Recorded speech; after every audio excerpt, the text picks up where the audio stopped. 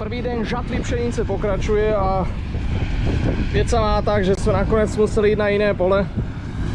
Protože ze začátku, jak ste videli, to bylo okolo 14 tá vlhkosť, lenže na konci pola, keď sme dojeli na druhú stranu, tam už to stúpalo, už to bylo cez 17, což je hodně, takže to nemôžeme mlátiť, keďže my to vlastne hned porád miechujeme, alebo teda ne hned, ale budeme miechovať, což nemáme to zkrátka dosušiť, takže tých 17 je neakceptovatelné, čiže to by sa nám ani neoplatilo čekať, tak sme jeli na iné pole, tady na nívky. No a toto zatím vypadá dobre. Toto je vzorek, co jsem měral a má to 12,1, což je rozdíl. Ano, je to vidět aj na ten zrně, je krásne čisté. Takže sme sa presunuli na toto pole a samozrejme táto naša kráľovna polí sa nezaobejde aj bez poruch. Trošku sa nám to zavzdušnilo. Nemohli sme vidieť tady kopec, s ktorým sa vlastne dostaneme sem, ale už to všetko fachčí. Jedeme. No a ešte pôjdu odmierať hen tam v polovičke pola, lebo samozrejme uvratí.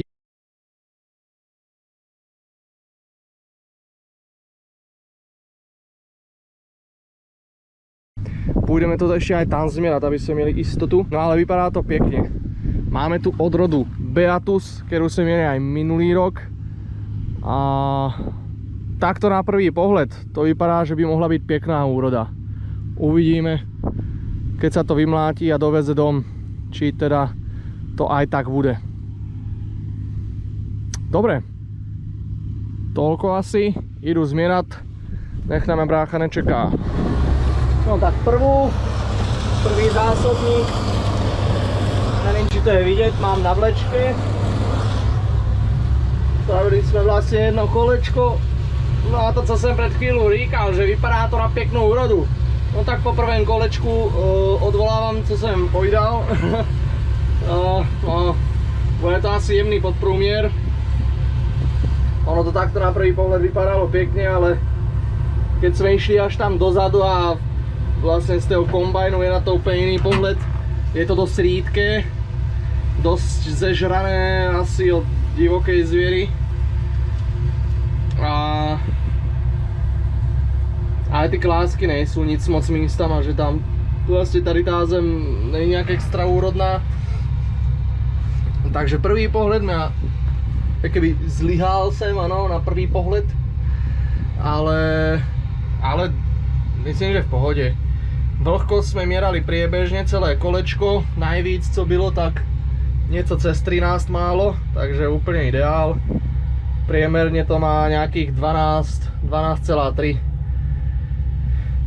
Takže úplne v pohode, toto je s týmto spokojnosť. No.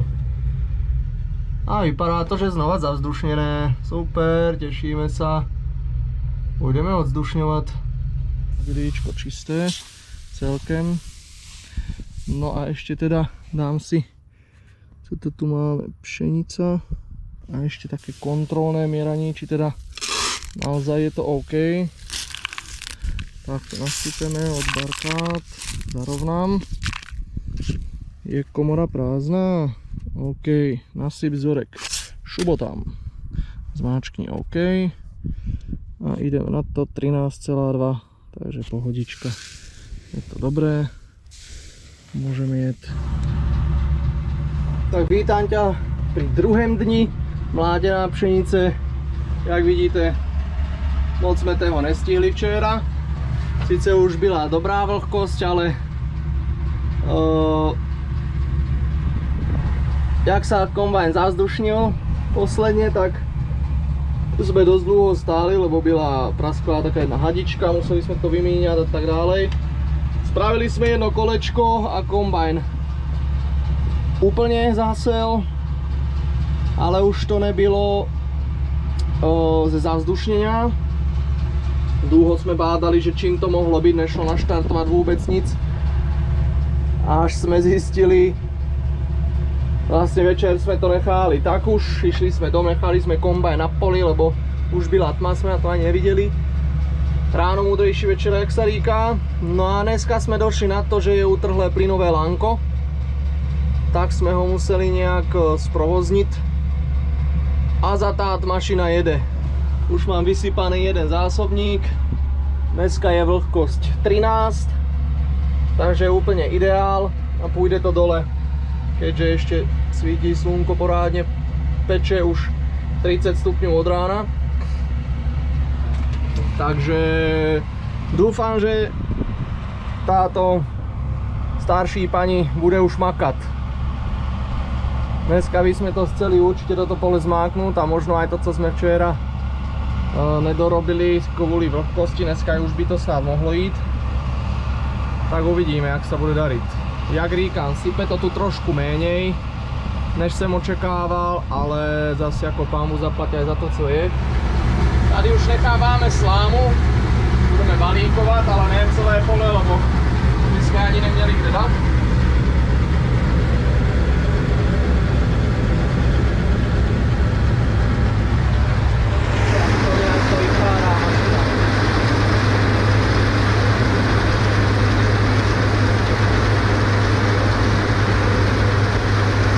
No a uvidíme teda, jaký bude ten výnos. No já počítám, že by to mohlo být pravděpodobně něco málo pod 5 ton na hektár, uvidíme.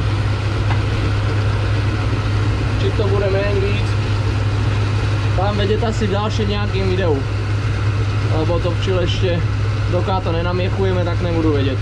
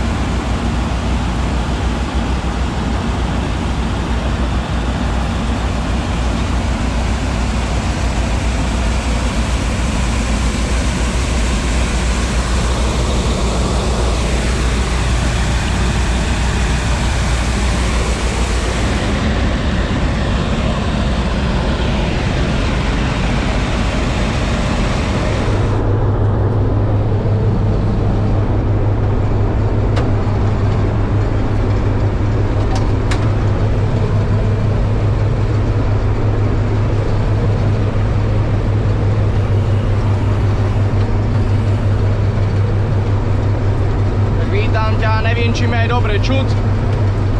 Aj z tohoto pohľadu v kombajne Porsche E514.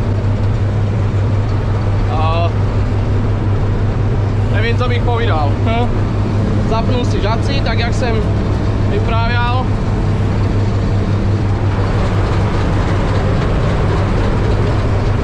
Môžeme jet na to. Tu jsem zmeškal už. Lesy najedu, nevadí, mám plný plyn a jedeme. Takže tyto páčky. No.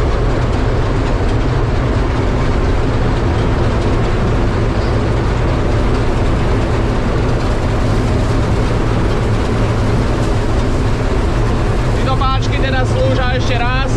Vrchná, pridávam si plyn. Tady si dávam hore dole moták. Tretí od vrchu hore dole žací, lištu a posledné je pohon variátor. Keď mám napríklad jednotku a chcú si trošku pridať, ťuknú dopredu alebo ubrať tam dozadu, tak napríklad chill.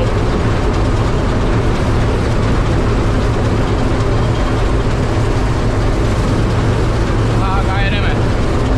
Mlátíme teda sírok zrnový, to mnoho ľudí si omýla se silážným sírokem, toto není silážný, toto je zrnový. Musím kúkať, či to prchá ven. Teda je to zrnový sírok, červená odroda, konkrétne GK Emeše, a mlátime ho prvýkrát sme mieli cirok, tak uvidíme, co z toho bude. Ciroku samotnému možno budú venovať video, ale tam si k nemu môžeme povedať více pro tých, kto to nepozná.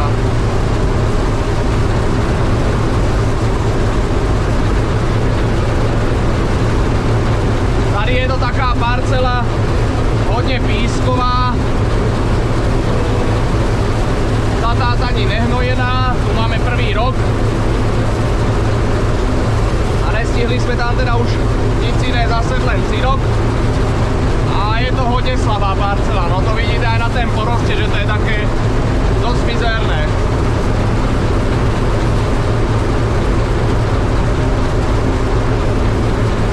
Predpokladám, že ten výnos, no keď tu budú necelé 2 zásobníky, to môže byť tak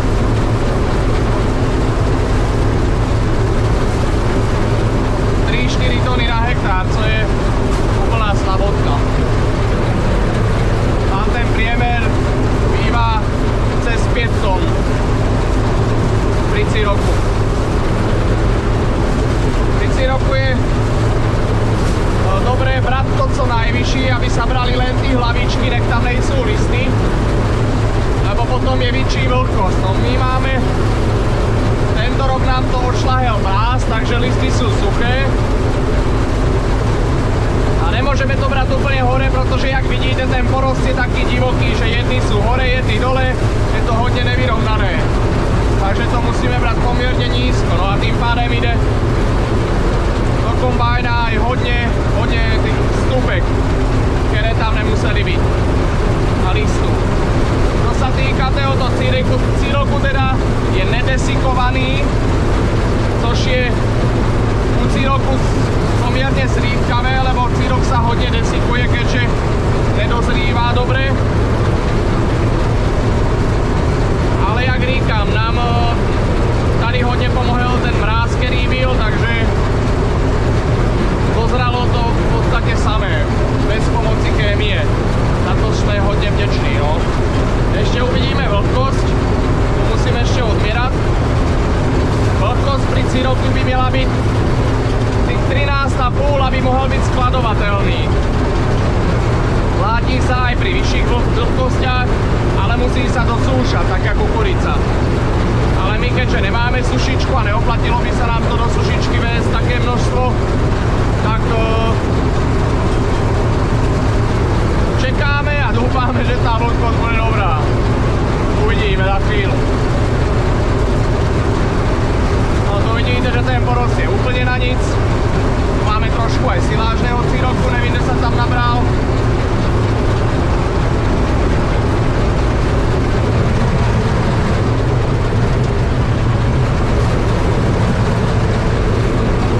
Aj neviem, či mi funguje drtič, lebo tam nic nevidím.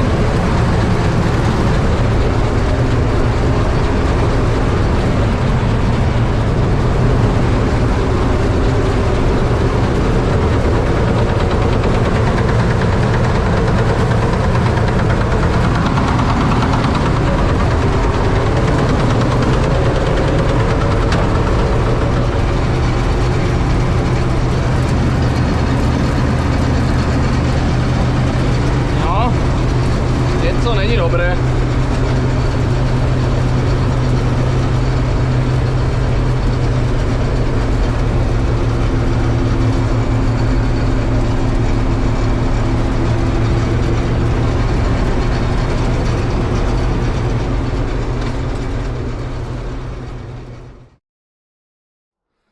Čau, zdravím ťa. Vlastne na konci tohoto videa.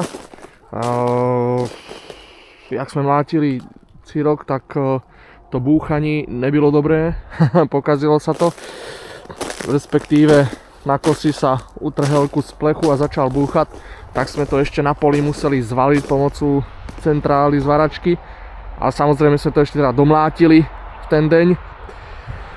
S tým, že teda konec už sa mi nepodarilo natočiť, lebo sa mi vybila batérka, A dostal som sa k tomu vlastne až niekoľko mesiacu po žatvie. Ale tak reku musím tam nejaký konec dať. Takže len toľko, že teda cirok sa podarilo vymlátiť. Byla tam pomerne slabá úroda, ale to už bylo aj tým, jak jsem spomínal pri mlátení, že tá púda tam není nic moc. A my nejsme zrovna toho typu, že by sme tam chceli pchať kvanta chémie. Takže asi toľko. Ja vám ďakujem, že ste vydržali až do konca pri tento videu. A ja ešte len dodám, že tento kombajn, vlastne toto je asi jeden z posledných zábierov na ňo, pretože je momentálne už na prodaj. Sice nám akože hodne odslúžil, ale keďže tých hektárov už máme o mnoho vícej a potrebujeme vymlátiť vyslovene čo najrychlejší vždycky, tak už sme si porídili inú mašinu a tento je teda na predaj, takže jeden z posledných zábierov tu ho máte, krasavec. Keby niekto má záujem, môžete si ho nájsť na Bazoši. Ja sa s vama teda lúčim, majte krásny zvyšek dňa, nech sa vám darí ve všetkém, co robíte a ja sa teším pri ďalším videu. Čau.